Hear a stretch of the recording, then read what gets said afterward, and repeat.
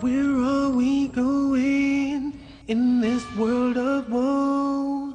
So much suffering and misery.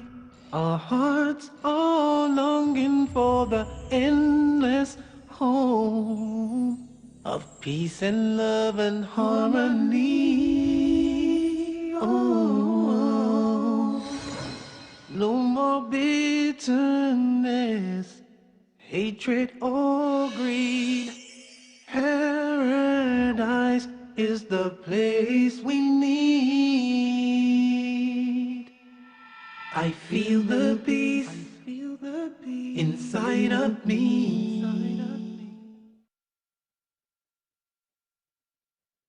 Greetings and peace. This is Dr. Lawrence Brown with another episode of Interfaith Issues.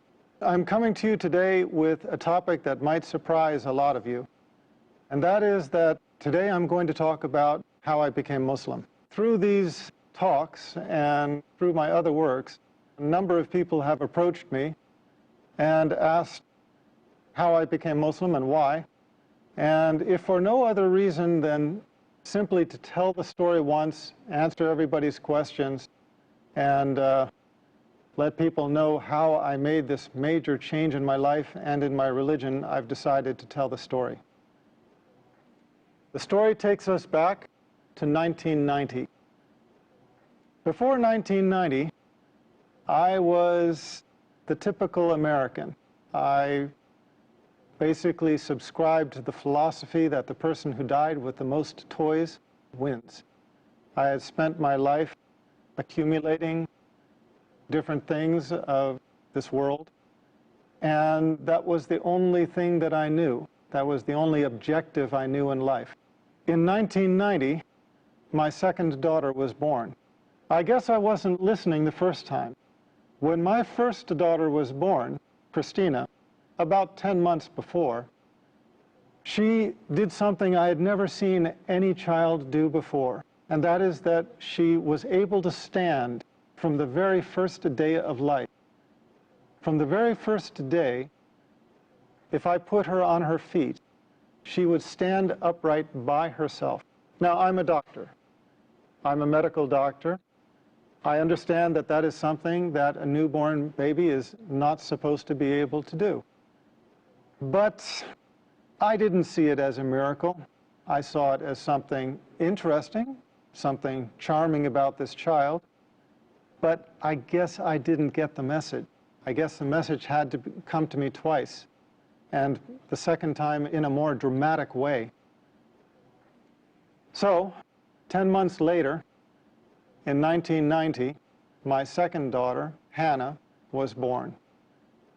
Now, Hannah was taken directly from the birthing room in the hospital to the neonatal intensive care unit. And at the time, I didn't know why. They did not tell me. I was a doctor working in the hospital. It was George Washington University Hospital, one of the most famous hospitals in the United States. That was the hospital where President Ronald Reagan went when he was shot. You cannot fault the medical care at that hospital. They had the highest medical care. So when I found out that my second daughter was blue, I was very concerned. I went and saw her in the intensive care unit. From the level of her chest down to her toes, she was a dusky, the only way I can describe it is a gunmetal blue, this deep, deep, dusky kind of blue. Now, for those of you in the medical profession, you understand what that means. A lot of people, even outside the medical profession, understand what that means, but for those of you who don't, you know how when you look at the veins in your arms, in a pale-skinned person like myself, those veins are blue. The reason why is because blood, when it is carrying oxygen, is red. When the blood does not have oxygen, it turns blue. And that was the color of my child. We took a cardiac ultrasound it showed that she had a coarctation of the aorta. Now, the aorta is the major vessel that comes off of the heart and then sweeps down to the rest of the body, carrying all of the blood for the body from the chest down. And a coarctation is a critical narrowing in that artery. We could see where the artery was normal size. We could see where it was normal size on the other side, but right in the middle, there was this tight coarctation where the artery narrowed down to almost nothing. So that was the condition of my child. She was dying. Her body was suffocating. Now, as a doctor, I understood what this meant. I had assisted on numerous cardiothoracic surgeries. I knew that this almost certainly meant for this child that she would undergo emergency thoracic surgery. They would cut open her chest. They would replace the vessel with a graft. And these children, in general, don't do well. Given the technology of the time, about 20 years ago, my expectation was that my daughter would have the surgery, survive a few years, need to have the surgery again to replace the graft as she grew, and eventually the graft would fail and she would die. Now, that was my understanding at the time. That was the understanding of the intensivist, the doctor caring for my daughter at the time. So we were standing over this one-day-old baby, not even one-day-old baby, whose body was dying for lack of oxygen, and we were just watching her die. They called in a cardiothoracic surgeon from the Children's Hospital across town in Washington, D.C. When he came to see my daughter, I had to leave because I was emotional and I was not helping things. I was not helping them to do their job. I left the intensive care unit. I went down the hallway. Because it's an intensive care unit, there's a prayer room nearby. Now, I remember very clearly walking into that room and praying for the first time in my life with sincerity. And I remember it because I had never prayed with sincerity before. All of my life, I had been in charge.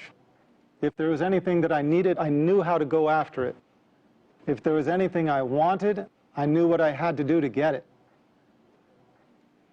I had never been in the position in my life where I faced a situation that I felt I couldn't handle it, where I knew that I was helpless.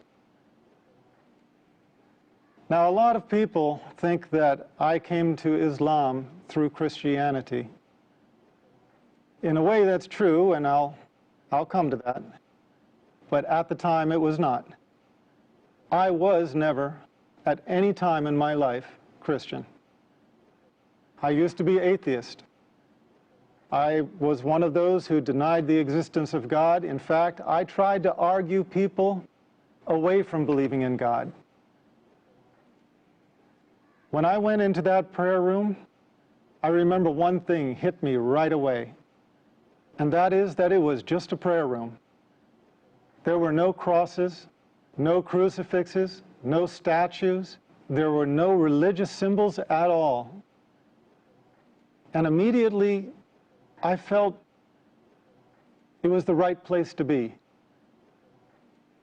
But because I was atheist, I prayed a prayer which I have since come to know is a little bit infamous. It's a kind of a weak prayer, but it has its strength. And that prayer is, "Oh God, if you are there." You have to remember, I had spent all of my life denying God, denying his existence. At that moment, I realized there was nothing I could do there was nothing in my worldly power to help this child.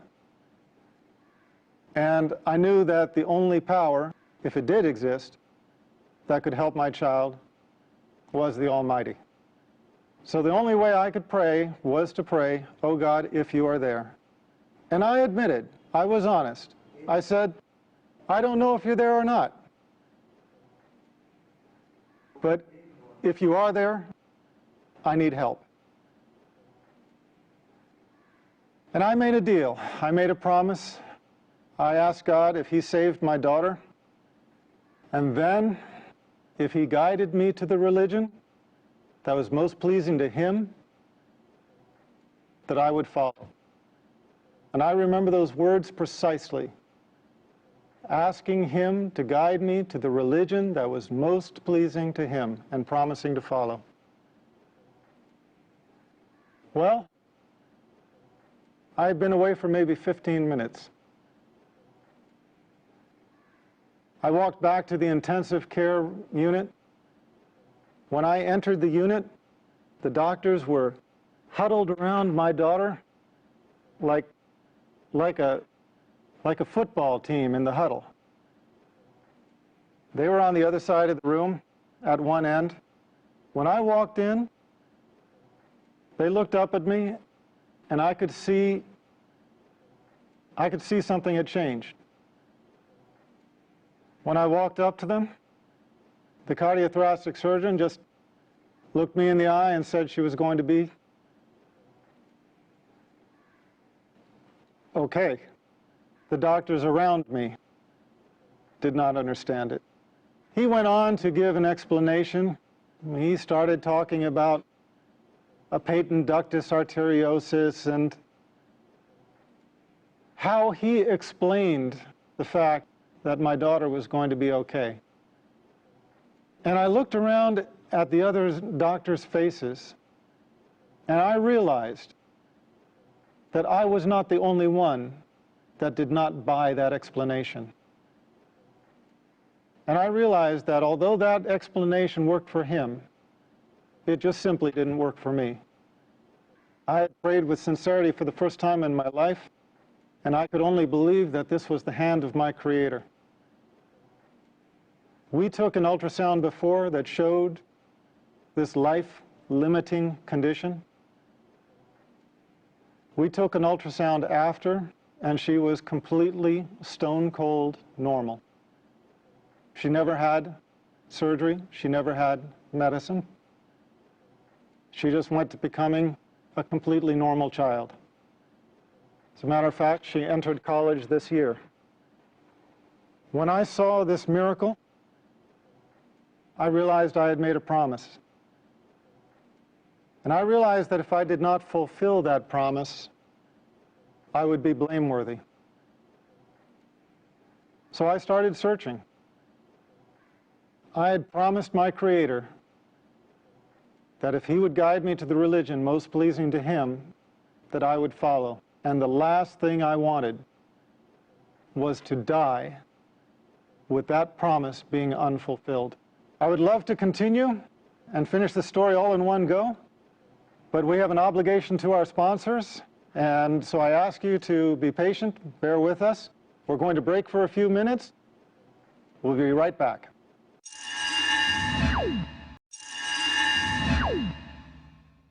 Welcome back. This is Dr. Lawrence Brown again, speaking on the subject of my conversion to Islam. And I will just continue the story that I started, telling how and why I became Muslim.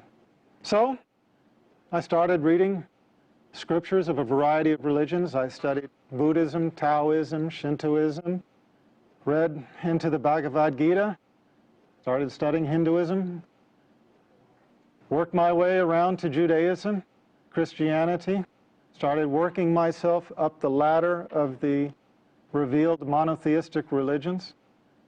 With each religion I encountered, I basically just came to the conclusion that, well, no, that's not it. It didn't take me long to decide against Buddhism, against Taoism, against Hinduism. That's why I ended up studying Judaism. When I studied Judaism, I felt, okay, now, here there is some truth, but there are also some things that I did not believe. I found inconsistencies in the Old Testament, which we'll talk about in another show, inshallah. I found the prediction of 3 prophets to follow, and that obviously raised the question, well, if those prophets do not count as John the Baptist and Jesus Christ as the first 2 of those 3, who else could it be? So I moved on to Christianity. As I studied Christianity, I just was looking for the answer anywhere I could find it. I studied with the Southern Baptists, the Quakers, the Greek Orthodox, the Roman Catholics, Mormons, Seventh-day Adventists. My head is kind of swimming with all of the sects of Christianity that I approached for longer or shorter periods of time. And in the end, I could never get my answers.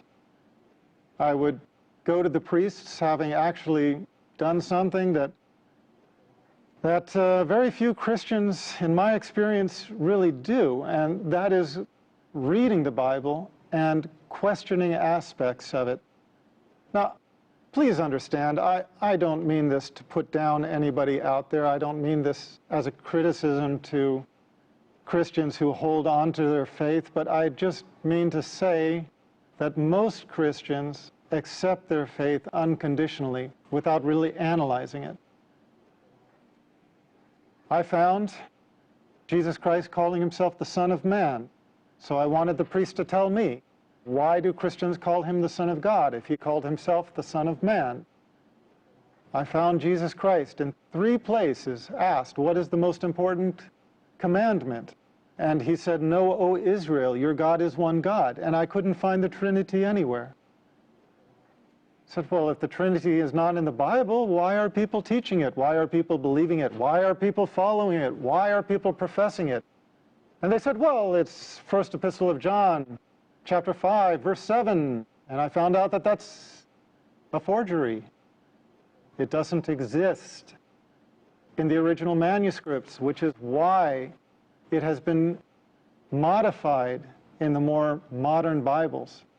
It is why you do not any longer find in the reputable Bibles published in modern day, you do not find it talking about the Father, the Son, and the Holy Spirit, and these 3 are one. You don't find that anymore because the scholars of modern times have recognized that that was a misleading insertion. As Scofield's Reference Bible states, it's an interpolation. It's a misleading insertion. I wanted the priests to answer these questions for me, and I never found a single one of any sect anywhere who could. I felt almost more lost than before. I believed in what Jesus Christ taught. I believed that he was a prophet. I believed in God as one God. I believed that man's relation with God is direct, without intercessor. I believed that we are accountable for our actions. I could not believe that we carried the taint of original sin, a sin that we never committed. I was at odds with Trinitarian theology, but I was in agreement with everything Jesus Christ taught. And I found these 2 to be different. And no priest could explain this to me. For a couple of years, I was searching, not finding anything, because in the West, in America, really about the last religion most people even think to consider is Islam. It wasn't until I learned about Islam, about the Prophet Muhammad, peace be upon him, that everything suddenly made sense. Everything fell in place. The Old Testament's prediction of 3 prophets to follow, John the Baptist being 1, Jesus Christ being 2. Who is the 3rd? The prophet of Islam, Muhammad, peace be upon him. Everything else fell in place. All of the teachings of Jesus Christ, his teaching that God is one, his teaching that the prophets, including himself, were men, his teaching that we are directly accountable to God without intercessor. No saints in the way, no priests that you have to make confession to or seek absolution from. No, our account is directly to God without intercessor. And I found the consistency in the creed throughout the chain of revelation. This was my reason for embracing Islam. I found in Islam the answer to my search in the continuity of the chain of revealed revelation. I found Islam as the conclusion in the chain of revelation. Now, that's my story. It's a very personal story, and maybe nobody benefits from it except for me. But it seems like everybody has a testimonial. And God guides who He wills. And if you are sincere, He will guide you to the straight path. But if you have some disease in your heart, if you have some insincerity, if you have some desire for the world where you do not put God as your priority, you can easily fall into this trap. You start out thanking God and you end up directing your worship to an element of His creation, worshiping the creation instead of the Creator. A few years later, as a doctor, I had a patient who had a son who was born with a lethal heart problem. It looked like he was going to die. She prayed to God. She asked for God to save her child, and she promised. Her child got better, the same as mine had. And you know what? She didn't keep her promise. She went back on it. And I guess that kind of concludes my story, because when I saw that, I realized that I didn't become Muslim because I'm so smart, because I figured it out, whereas somebody else maybe didn't. No. Here was this woman in the exact same situation. She was praying for the salvation of her child with a lethal heart defect, just as I had had a child with a lethal heart defect. And what was the difference between the two of us? The difference was simply that Allah guided me to Islam and made me sincere. And for whatever reason, she did not. She failed in her test. If there was one message I would send to the audience, it is just this. We come to the religion of truth not on our own, except as we ask for it. Allah guides those who He wills. Pray to Allah by whatever name you know Him. Pray to the Creator with sincerity. Ask Him to guide you in your heart and in your mind to the religion of truth and to make you pleased with it. And you will find, if you are sincere, and if Allah answers your prayer, you will find that the religion of truth enters your heart. And inshallah, you will join us as a brother or sister in Islam. Thank you for being my audience on yet another episode, Interfaith Issues. We will continue again, inshallah, and I look forward to being with you then. Peace, and may God be with us all.